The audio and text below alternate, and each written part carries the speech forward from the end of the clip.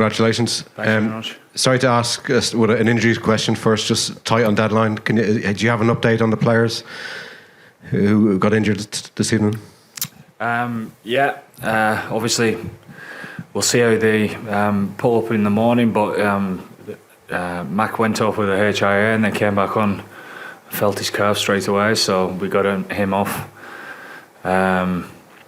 James Ryan has a bit of a knock on his wrist that we need to assess more, so we'll see how he is. The James Lowe got a bang in the eye, and his eye shut and couldn't really see much, but his vision was coming back towards the end of the game, which is good. So, and then a few more bangs and bruises that we'll need to assess tomorrow.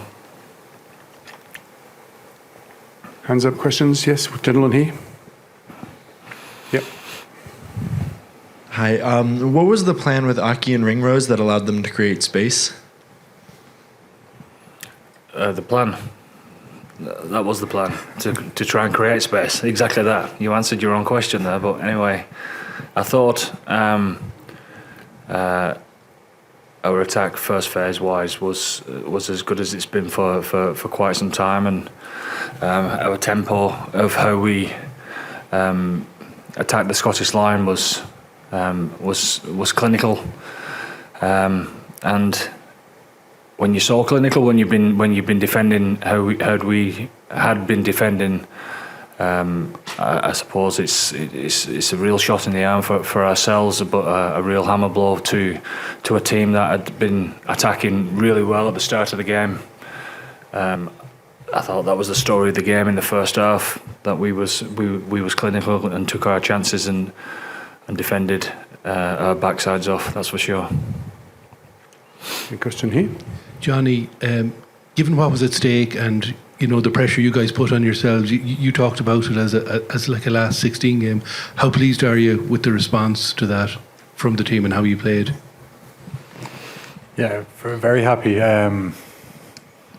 Sometimes when in the back of your mind, you've got different permutations with if you get 1 point, if you get two, if you're losing by all these different things, and we just needed to narrow the focus and say we're here to win the game and put in a performance to do that. So very happy with the lads, and we're exactly where we want to be now in terms of we won the pool, and now we're into the quarter-final, and we always knew most likely play France or New Zealand. There's no easy option there, and now we've got New Zealand, so it'll be a very tough game. And I see that they were talking about revenge already and stuff like that, so it'll be a game they want, and we need to be ready for it. Okay, on the left here. Johnny, congrats on the win. You said after the South Africa game you'd never seen anything like the Irish crowd. How special was that? They went and proved me wrong, yeah. My brother texted me about 3 hours before the game. He was down at the stadium already, and he just said, wait till you see what it's like. He wasn't here last week. My other brother was here last week, but I took his word for it, and the lads were talking. We have a Scottish physio who told me it was going to be 50-50 crowd. I said, yeah, we'll see. So look, I said it last week, they give us some of the best days of our lives, and then it's important that we repay that with our performance and give them something to cheer about, and we definitely did that tonight. But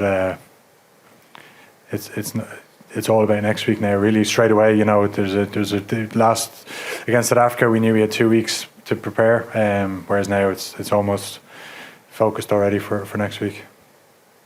Yeah, question? Johnny, with that in mind though, while not expecting any preference for who your quarter-final opponents might be, but given you'll be playing New Zealand now instead of France, probably more green in the stadium, would that be part of the motivation for winning this pool? Yeah, again, all our focus was let's win the pool. You don't pick and choose. You just try and do your best. But yeah, now that we do have New Zealand, it's likely that we will have more supporters there, which will hopefully give us a lift at certain times in the game. But we've played New Zealand plenty of times. They're they've come into some good form themselves over the last few weeks. So it's going to be a hell of a game, and we just need to prepare right over the next few days and make sure we get the best performance we can out there.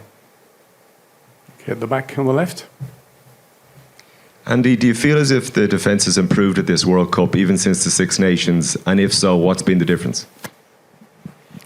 I definitely think it has, because of the time that we spent together. We when we're preparing for a normal competition, whether it be the autumn series or the Six Nations, we have 5 sessions before we get into it, and our defence has always been strong. But when you spend, say, 15, 16 weeks together, you would expect every part of your game to get better, and it certainly has to.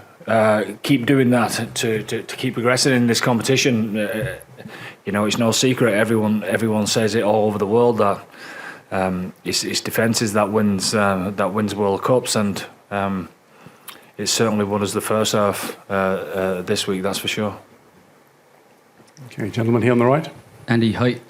Just on that, how important was that defensive set early in the first half? I think it was 18 phases. It felt like a big moment. Did it feel like that in the coaches' box? It's amazing. It's amazing because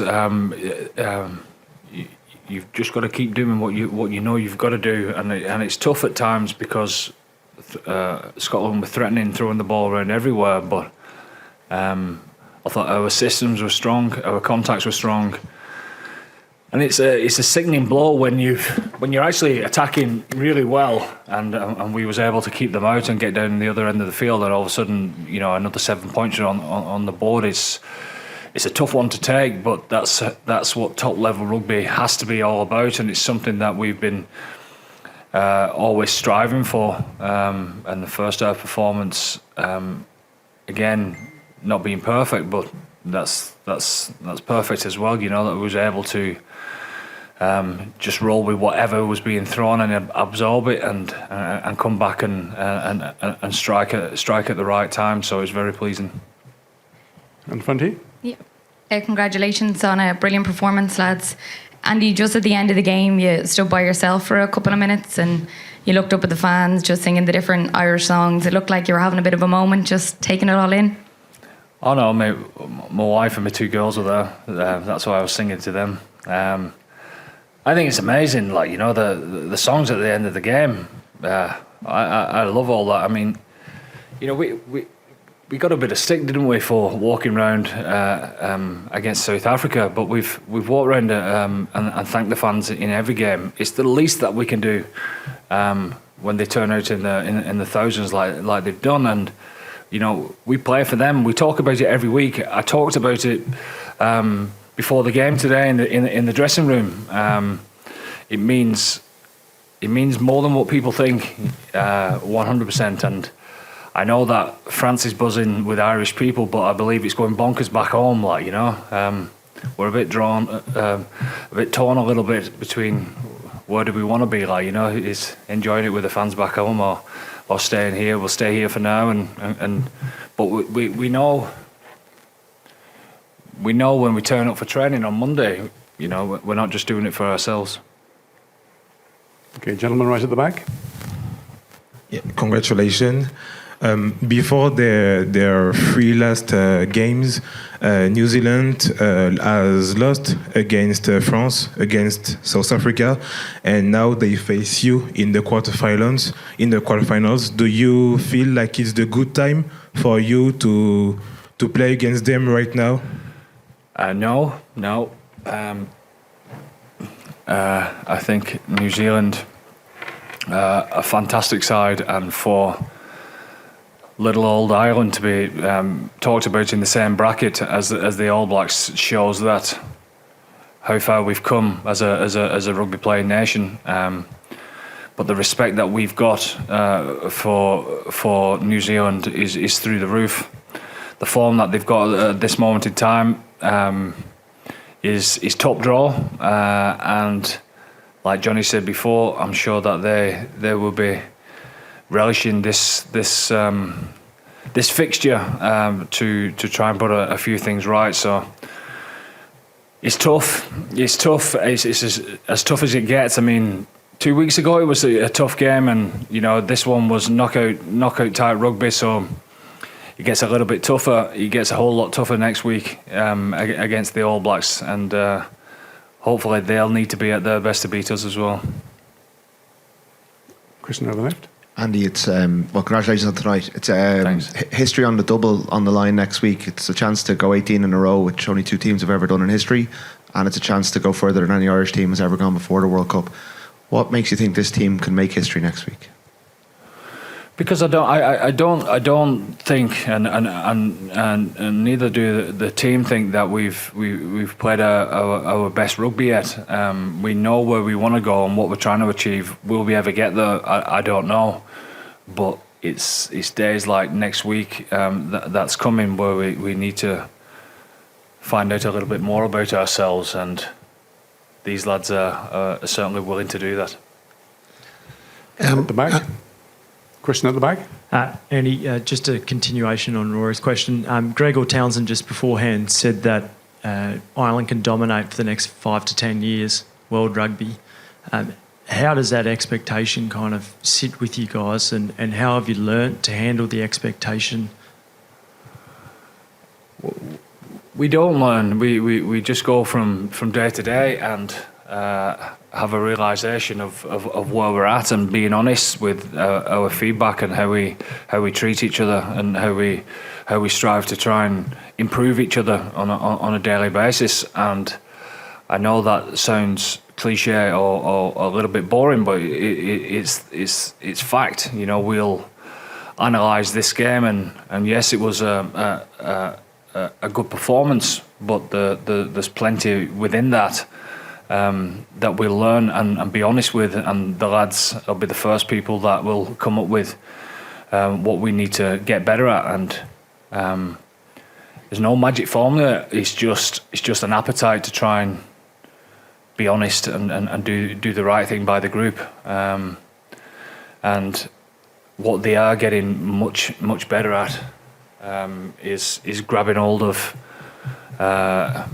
what that is and what that looks like and what that feels like, and owning it during the week. And when you're owning things together as a coaching staff and a playing group, it becomes pretty powerful. Andy, we've jumped Beecher's Brook the last 2 Grand Nationals and turned for home. We had the tremendous elation of 2015. When it was beating France, everybody was really happy, and then we had the ignominy of an out half kicking the ball out of play against Japan when we're losing. Can you tell us what we've 2 million people watching at home in Ireland, nearly half the population. Can you tell us what you'll be telling this team about this quarter-final, how we approach this one?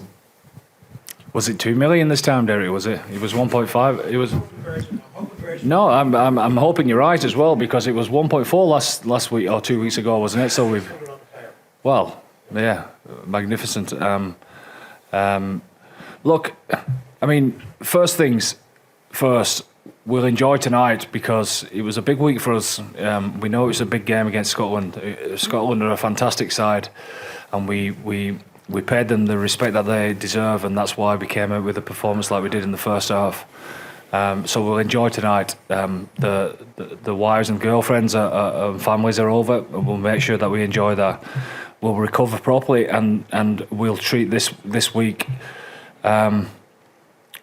I'm sure once we recover properly with a spring in our step, because if you can't get excited about what's coming, this is proper living now. This is exactly where you want to be, and these boys have been waiting for opportunities, big games to show what they've learned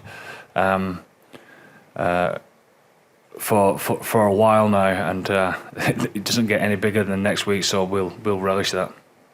Okay, final question here in the front. Johnny, congrats. Just on that, what does what you achieved in New Zealand last summer do for the confidence levels going into next week?